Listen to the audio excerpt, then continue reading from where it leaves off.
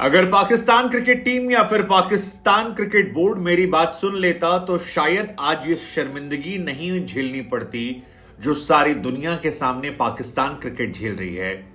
लेकिन काश वो मेरी बात सुन लेते। ये शब्द हैं उस मोहम्मद आसिफ के जिसने वर्ल्ड कप से पहले जब ये स्टेटमेंट दिया कि ये पाकिस्तान की जो बॉलिंग लाइनअप है इसको आप लोगों ने ओवर हाइप कर रखा है। इनकी बॉलिंग लाइनअप कोई एक्स्ट्राऑर्डिनरी नहीं है, कोई ऐसा एक्स फैक्टर नहीं है जिसको लेकर इतनी ज्यादा चर्चा की जा रही है। ये नॉर्मल गेंदबाज हैं, ऑर्डिनरी गेंदबाज हैं और ये टीम ऑर्डिनरी टीम है। मोहम्मद आसिफ ने जब ये कहा कि मैं बाबर आजम को आज भी आउट कर सकता हूं क्योंकि वो कॉपी बुक स्टाइल चलते हैं, उनकी कैप्टेंसी कॉपी बुक स्टाइल है, उनकी बैटिंग कॉपी बुक स्टाइल है। थोड़ा सा एक्सपेरिमेंट कीजिए, थोड़ा सा उनके दिमाग से खेलिए और आप उनका विकेट निकाल लेंगे। तो उनकी चारों तरफ से लानत मलानत हो गई।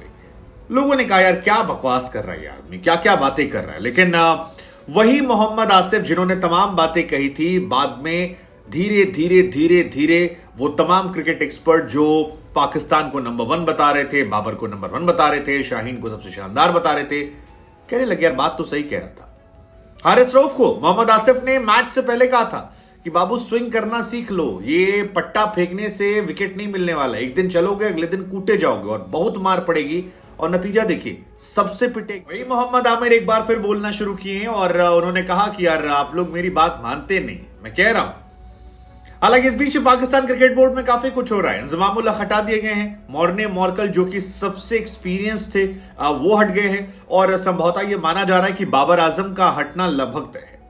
वैसे आसिफ ने भी बाबर आजम को लेकर वर्ल्ड कप से पहले कह दिया था कि एक लॉबी है जो चाहती है कि बाबर आजम हट जाए और उसमें खासतौर पर उन्होंने शाहिद अफरीदी के बारे में कहा था कि अफरीदी जो हैं वो चाहते हैं कि उनका दामाद शाहीन शाह अफरीदी सेटल्ड हो जाए।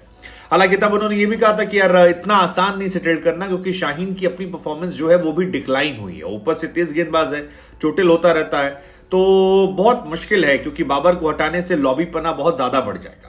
लेकिन तब लोगों को लगा नहीं है।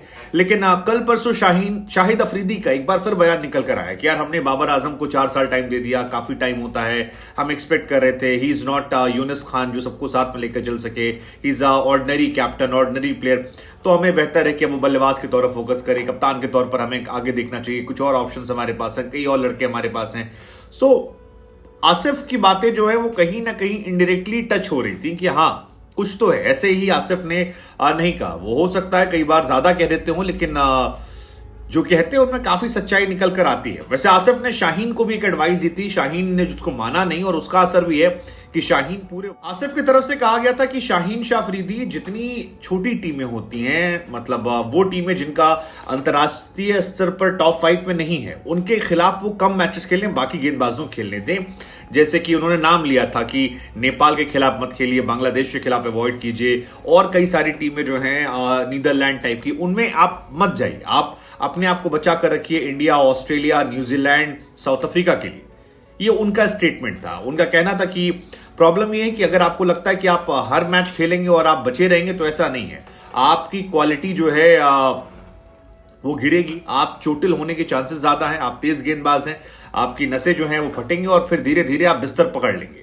हालांकि उन्होंने इसके पीछे लीग क्रिकेट को भी जिम्मेदार बताया, विच इज ऑल्सो ट्रू, क्योंकि दुनिया भर में जितने भी देश के लड़के हैं जहां पर पैसे कम मिलते हैं वहां प्रॉब्लम क्या होता है कि वो अपना देश का मैच खेलते हैं और जैसे ही ब्रेक मिलता है Sri Lanka premier league, Caribbean premier league, उसके बाद बिग बैश लीग और इधर उधर दाएं बाएं सारी लीग्स खेल डालते हैं। सिर्फ एक इंडियन प्लेयर्स हैं जिन्हें खेलने की इजाजत नहीं होती। इनफैक्ट रिटायरमेंट के बाद भी आपको लेटर वेटर लेके जाना पड़ता है और बहुत सारे इश्यूज होते हैं।